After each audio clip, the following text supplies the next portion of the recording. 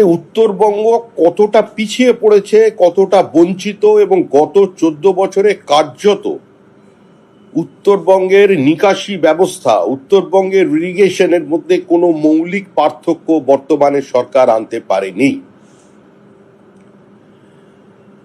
অতিবৃষ্টি হতে পারে, ভুটান থেকে জল আসতে পারে,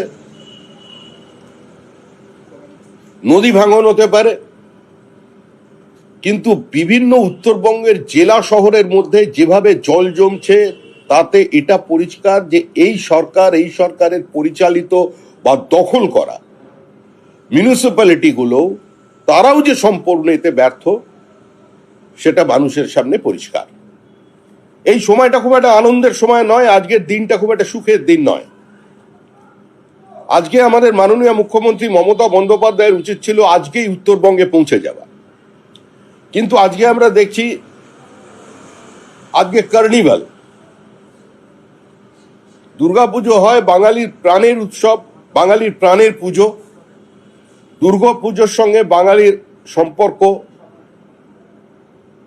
যুগ যুগের, কিন্তু দুর্গাপুজোকে কার্নিভালে রূপান্তরিত করবার যে অভিনব প্রচেষ্টা তৃণমূল কংগ্রেস দেখিয়েছে, যে মা দুর্গা স্যালুট করতে করতে চলে যাবেন, আজকে কি এটা দিন? আজকে কার্নিভালের প্রয়োজন ছিল না। আজকে নির্ধারিত প্রতিমাগুলো অন্তত এই শোকের আবহে, এই বিপর্যয়ের আবহে উত্তরবঙ্গের সঙ্গে দক্ষিণবঙ্গের যে একটা নারীর যোগ আছে, অন্তত সেটা উত্তরবঙ্গের মানুষের কাছে বার্তা দেবার কারণে মুখ্যমন্ত্রীর আজকে এই কার্নিভালকে কিছুটা হলেও স্থগিত রেখে তিনি আজকে উত্তরবঙ্গে যেতে পারতেন, কিন্তু তিনি গেলেন না, তিনি কাল যাচ্ছেন। ত্রিপুরার প্রাক্তন মুখ্যমন্ত্রী এবং বর্তমানে সাংসদ বিপ্লব দেব, তিনি সিকিমের মুখ্যমন্ত্রীর সঙ্গে যোগাযোগ করেছেন। তার দীর্ঘ আলোচনা হয়েছে যে আমাদের সিকিমে যে পর্যটকেরা আটকে পড়েছেন, পশ্চিমবঙ্গের যে পর্যটকেরা বা ত্রিপুরার যে পর্যটকেরা, তারা যাতে ভালো ফিরে আসতে পারেন সেজন্য তিনি কথা বলেছেন। এবং তিনি আমাকে ফোন করে জানিয়েছেন যে সিকিমের মুখ্যমন্ত্রী তার পুরো সেক্রেটারিয়েটের সঙ্গে বৈঠক করেছেন।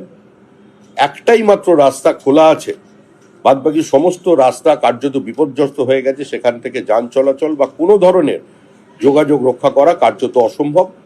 সেই একটি রাস্তা দিয়ে যাতে নিরাপদে আমাদের পর্যটকদের পশ্চিমবঙ্গে পৌঁছে দেওয়া যায়, তার জন্য সিকিম সরকার সচেষ্ট থাকবে এবং এ ব্যাপারে প্রতিনিয়ত আমাদের দলের পক্ষ থেকে বা সরকারের দলের পক্ষ থেকে বিপ্লব দেব যোগাযোগ রেখে চলেছেন। তার সঙ্গে আমার যোগাযোগ আছে। আগামীকাল মুখ্যমন্ত্রী তিনি নর্থ বেঙ্গল যাচ্ছেন এবং তিনি আশ্বাস দিচ্ছেন সমস্ত পরিস্থিতি নিয়ে খতিয়ে দেখছেন, সবকিছুই নজরে রয়েছে। না, মুখ্যমন্ত্রী নজরে থাকলে মুখ্যমন্ত্রীকে খতিয়ে দেখলে কি হবে? উত্তরকন্যা তৈরি হলে মুখ্যমন্ত্রী বিবৃতি দিয়েছিলেন যে কাউকে আর কষ্ট করে কলকাতায় যেতে হবে না, নিয়ম করে উত্তরবঙ্গে সচিবরা এবং মন্ত্রীরা যাবেন, তারা বসবেন। কদিন গেছেন? উত্তরবঙ্গের জন্য বাজেটারি অ্যালোকেশন কত? উত্তরবঙ্গের জন্য যে টাকা পশ্চিমবঙ্গ বাজেটে ধার্য করা হয় তাতে জল গরম হয় না। উত্তরবঙ্গের কোন তৃণমূল কংগ্রেসের মন্ত্রী, উত্তরবঙ্গের উন্নয়ন মন্ত্রী একবারের জন্য দাঁড়িয়ে বিধানসভায় বাজেট পেশের দিন তিনি কোনো দাবি জানিয়েছেন? যে টাকা উত্তরবঙ্গের জন্য ধার্য করা হয় একবারই সর্বাধিক 41% টাকা খরচা হয়েছে, বাদবাকি খরচা হয় 22 থেকে 24-25% টাকা। বাদবাকি ওইটুকুনি টাকা থেকেও সেটা সাইফন অফ করে অন্য জায়গায় নিয়ে চলে যাওয়া হচ্ছে। উত্তরবঙ্গের বিরুদ্ধে কার্যত তৃণমূল কংগ্রেস যুদ্ধ ঘোষণা করেছে। উত্তরবঙ্গের বিভিন্ন নদী থেকে বোল্ডার তুলেছে, অবৈধ স্যান্ড মাইনিং, বালি তোলা হচ্ছে। উত্তরবঙ্গেরও তৃণমূল কংগ্রেস অপারেশন ফরেস্ট জারি করেছে। গরুমারা জঙ্গলে যান, ভেতরে কাঠ সাফ, একটার পর একটা জঙ্গলকে সাফ করে দিয়েছে ভেতরে তৃণমূল কংগ্রেস।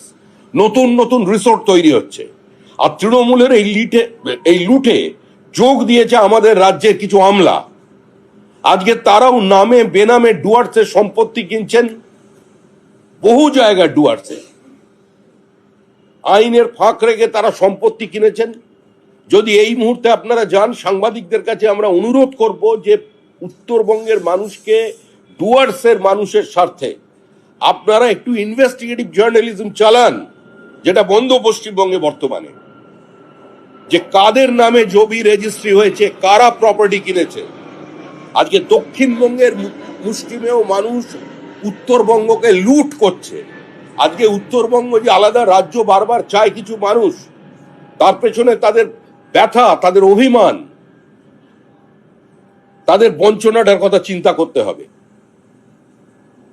আমি সৌন্দর্য রস পান করবার জন্য ডুয়ার্সে যাব,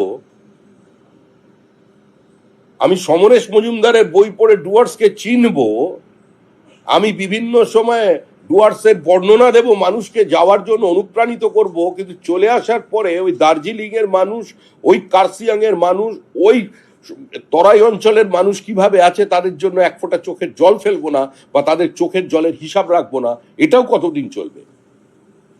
সুস্থ বাঙালিকে, কলকাতায় নিরাপদ আশ্রয়ে বসে থাকা বাঙালিকে, ভ্রমণপ্রিয় বাঙালিকে চিন্তা করতে হবে ডুয়ার্সের সমস্যা নিয়ে। ডুয়ার্সের মানুষ আজকে কি অবস্থায় আছেন। আজকে যে প্রাকৃতিক বিপর্যয় ঘটেছে, আমাদের সীমিত সাধ্যের মধ্যে দিয়ে আমাদের দলের সমস্ত ইউনিটকে নির্দেশ দেওয়া হয়েছে উত্তরবঙ্গের যে সমস্ত জেলা এফেক্টেড নন, সেখানকার সমস্ত বিজেপি নেতৃবৃন্দ এবং বিজেপি কর্মীরা উদ্ধার কার্যে নামবেন। আজ সন্ধ্যার পর থেকে আমাদের কর্মীরা বাড়ি বাড়ি যাবেন। আমাদের সাধ্যমতো যেটুকুনি আমরা দিতে পারি এই মুহূর্তে তাদের সহযোগিতা, তাদের ত্রাণ, সেটা আমরা ব্যবস্থা করব। মুখ্যমন্ত্রী যাচ্ছেন কালকে, ভালো কথা, মুখ্যমন্ত্রী দেখবেন, মুখ্যমন্ত্রী দেখে ব্যবস্থা নেবেন। কিন্তু আজকে কোনো প্রাকৃতিক বিপর্যয়কে যে সামান্যতম প্রতিহত করবার ক্ষমতা বর্তমানে সরকার নেই।